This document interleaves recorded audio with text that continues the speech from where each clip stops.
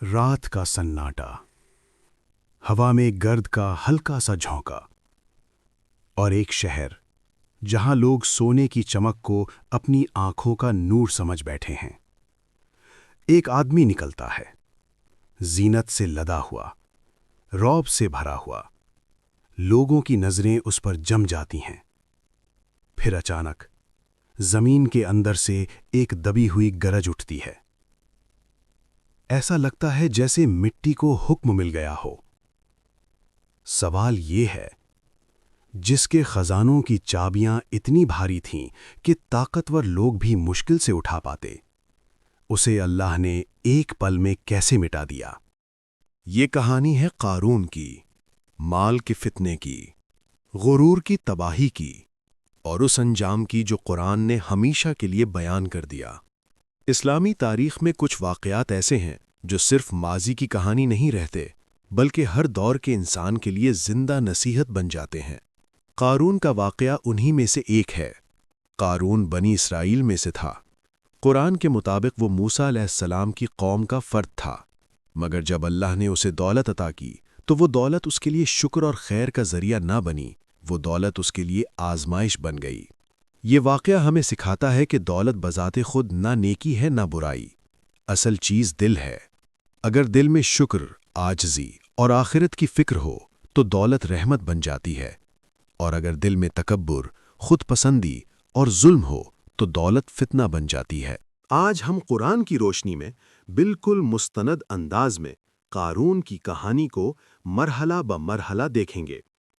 وہ مقام جہاں اسے سمجھایا گیا، وہ لمحہ جب اس نے اپنے آپ کو حق پر سمجھا، اور وہ ہولناک انجام جب زمین نے اللہ کے حکم سے اسے نگل لیا۔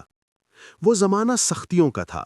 بنی اسرائیل آزمائشوں میں گھری ہوئی قوم تھی، ان پر ظلم و جبر کا دور تھا۔ اسی دور میں موسیٰ علیہ السلام اللہ کے حکم سے لوگوں کو ہدایت کی طرف بلاتے تھے، سچائی کی طرف، شکر کی طرف اور بندگی کی طرف۔ اسی دور میں موسیٰ علیہ السلام اللہ کے حکم سے لوگوں کو ہدایت کی طرف بلاتے تھے، سچائی کی طرف، شکر کی طرف اور بندگی کی طرف۔ اسی قوم میں ایک شخص تھا جس کا نام قرآن نے ہمیشہ کے لیے محفوظ کر دیا، قارون۔ قرآن فرماتا ہے وہ موسیٰ علیہ السلام کی قوم میں سے تھا۔ یہ بات بہت اہم ہے کیونکہ یہ واضح کرتی ہے کہ قارون کوئی اجنبی نہیں تھا، وہ اندر ہی کا فرد تھا۔ وہ اسی ماحول میں پلا بڑھا، اسی قوم کے دکھ سکھ جانتا تھا، مگر پھر قرآن کہتا ہے کہ وہ اپنی قوم پر سرکش ہو گیا۔ یہیں سے فتنہ شروع ہوتا ہے۔ دولت انسان کے ہاتھ میں آئے تو اس کے اندر کے آدمی کو ظاہر کر دیتی ہے۔ کچھ لوگ دولت پا کر نرم ہو جاتے ہیں، رحم دل ہو جاتے ہیں، محتاجوں کی خبر لیتے ہیں، اور کچھ لوگ دولت پا کر سخت ہو جاتے ہیں، خود کو مالک سمجھنے لگتے ہیں، دوسروں کو کمتر دیکھنے لگتے ہیں۔ قارون دوسری قسم میں چلا گیا۔ وہ بنی اسرائیل کا فرد ہوتے ہوئے بھی بنی اسرائیل کی تکلیف سے دور ہو گیا۔ اس کی نظر میں اصل چیز اب سچائی نہیں رہی، اصل چیز اب دولت اور نمائش بن گئی۔ یہ ایک ایسی تبدیلی ہے جو خاموشی سے شروع ہوتی ہے۔ پہلے انسان اپنے پاس کی چیز کو نعمت کہتا ہے، پھر وہ اسے اپنا کمال کہنے لگتا ہے، اور پھر وہ سمجھتا ہے کہ سب کچھ اسی کا حق ہے۔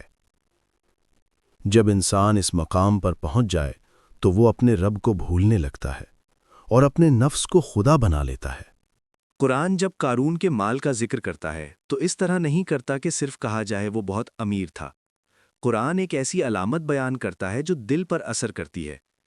اللہ فرماتا ہے کہ اسے اتنے خزانے دیے گئے تھے کہ ان خزانوں کی چابیاں ایک مضبوط جماعت پر بھاری پڑتی تھیں۔ اب یہاں ایک اور حقیقت سامنے آتی ہے۔ اتنی دولت کے ساتھ انسان کے پاس دو راستے ہوتے ہیں۔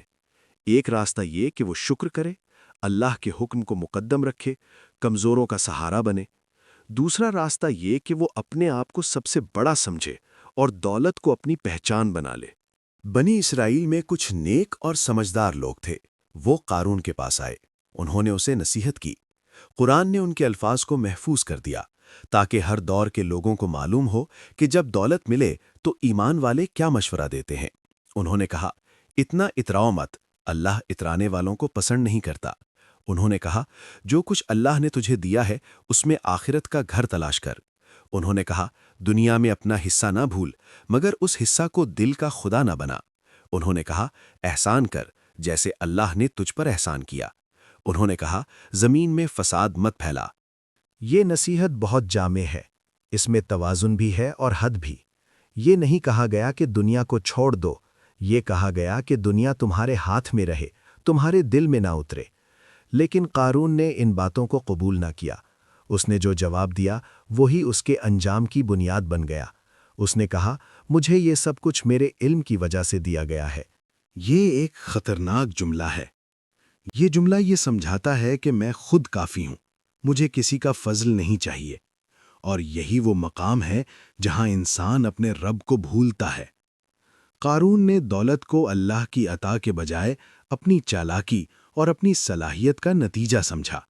یہ خود پسندی ہے، یہ تکبر ہے، اور تکبر وہ بیماری ہے جو انسان کو حق قبول کرنے سے روک دیتی ہے۔ ایک دن وہ موقع آیا جو قرآن نے بڑے معنی خیز انداز میں بیان کیا۔ قارون اپنی قوم کے سامنے پوری زینت کے ساتھ نکلا۔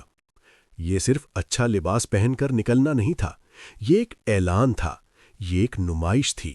گلیاں بھری ہوئی تھیں، لوگوں کے دلوں میں دنیا کی چاہت تھی، اور جب دنیا کی چمک سامنے آئے تو بہت سے دل کمزور پڑ جاتے ہیں۔ قرآن یہاں انسانوں کو دو گروہوں میں بانٹ کر دکھاتا ہے۔ پہلا گروہ وہ تھا جو دنیا کا طالب تھا۔ انہوں نے قارون کو دیکھا تو کہا کاش ہمیں بھی وہی مل جائے جو قارون کو ملا ہے، وہ تو بڑے نصیب والا ہے۔ یہ وہ نظر ہے جو حساب، آخرت اور انجام کو بھول جاتی ہے۔ دوسرا گروہ وہ تھا جنہیں علم دیا گیا تھا، جن کے دل میں ایمان کی روشنی تھی۔ انہوں نے کہا افسوس تم پر، اللہ کا ثواب بہتر ہے اس کے لیے جو ایمان لائے اور نیک عمل کرے۔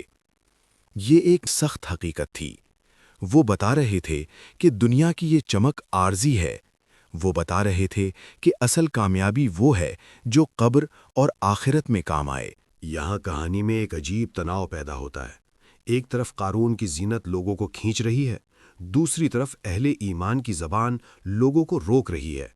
یہی دنیا کا امتحان ہے۔ دولت آدمی کو اوپر بھی اٹھا سکتی ہے اور نیچے بھی گرا سکتی ہے۔ اگر دولت شکر کے ساتھ ہو تو خیر بن جاتی ہے، اگر دولت غرور کے ساتھ ہو تو عذاب کا دروازہ کھول دیتی ہے۔ جب انسان نصیحت سن کر بھی نہ بدلے تو پھر مہلت ختم ہونے لگتی ہے۔ اللہ ظلم پر فوراً پکڑ نہیں کرتا بلکہ مہلت دیتا ہے۔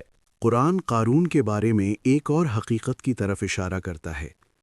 کیا وہ نہیں جانتا تھا کہ اللہ نے اس سے پہلے بہت سی قوموں کو ہلاک کیا جو طاقت میں بھی زیادہ تھیں اور جمع کرنے میں بھی زیادہ؟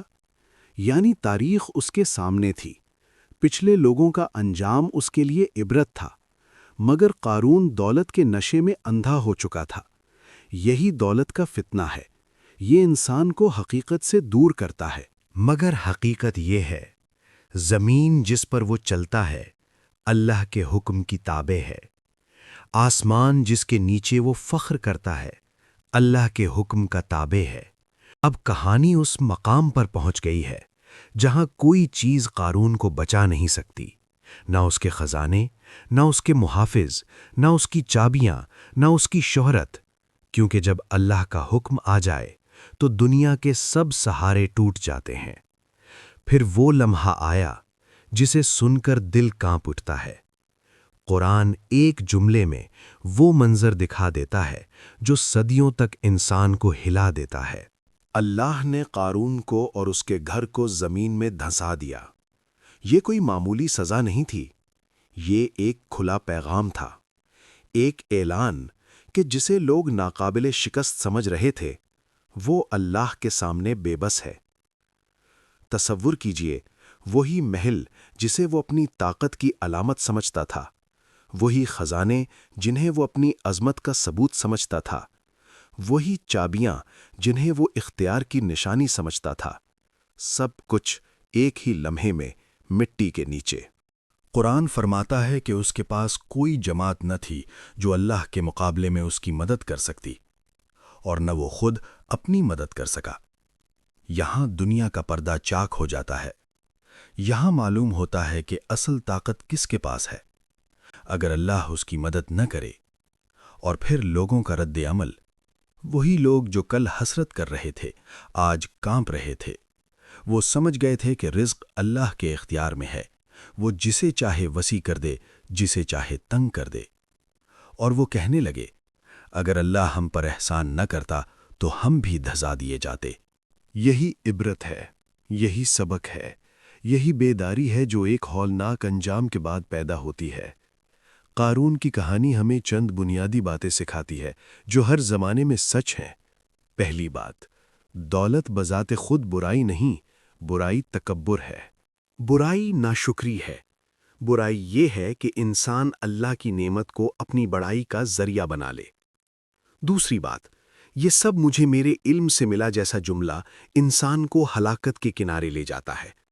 محنت ضروری ہے، تدبیر ضروری ہے، مگر توفیق اللہ دیتا ہے۔ رزق کے دروازے اللہ کھولتا ہے، اور جب انسان اپنے رب کو بھول جائے تو اسے سب کچھ ہوتا ہوا بھی کچھ نہیں رہتا۔